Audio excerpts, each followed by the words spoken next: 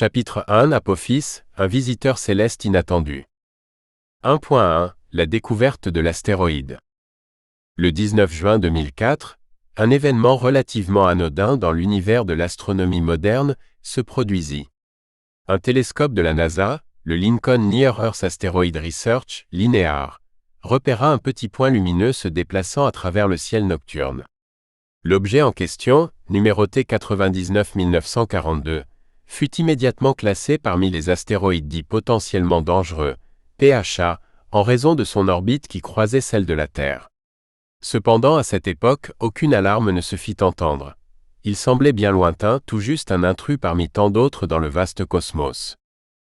Ce n'était qu'un petit astéroïde, comme des milliers d'autres observés au fil des décennies. Mais pour les astronomes et chercheurs, chaque nouvel objet repéré est une pièce du puzzle du ciel. Ce fut seulement quelques jours plus tard que la taille de l'astéroïde fut estimée, révélant une masse beaucoup plus importante qu'initialement pensée, environ 340 mètres de diamètre, soit un peu plus de 3 fois la hauteur de la tour Eiffel.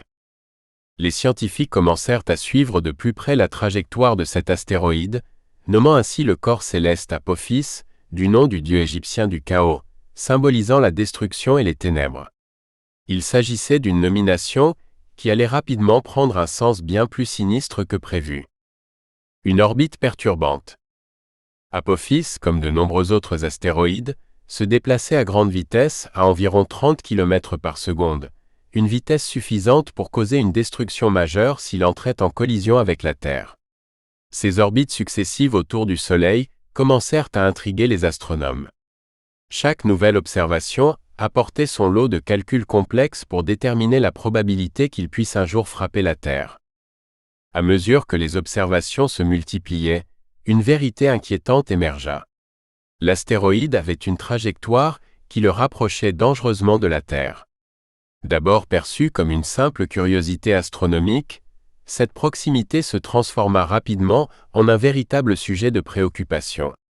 Le 13 avril 2029, Apophis passerait à seulement 31 000 km de la Terre, soit environ 8 fois la distance entre la Terre et la Lune. Bien que ce passage ne constituait pas une collision directe, il était suffisamment proche pour qu'une catastrophe ne puisse être écartée, selon les calculs les plus avancés des scientifiques. Les premiers avertissements. Au début, personne n'osait envisager l'irréparable. Les experts en astronomie rassuraient le public, affirmant que la probabilité d'une collision était extrêmement faible, presque nulle. Cependant, à chaque nouvelle analyse, les astronomes découvrirent que la trajectoire de l'astéroïde n'était pas aussi stable qu'ils l'avaient cru. Il était possible, bien qu'incertain, que l'effet gravitationnel de la Terre ou d'autres corps célestes puisse perturber légèrement son orbite, et dans ce cas, la probabilité d'une collision pourrait augmenter.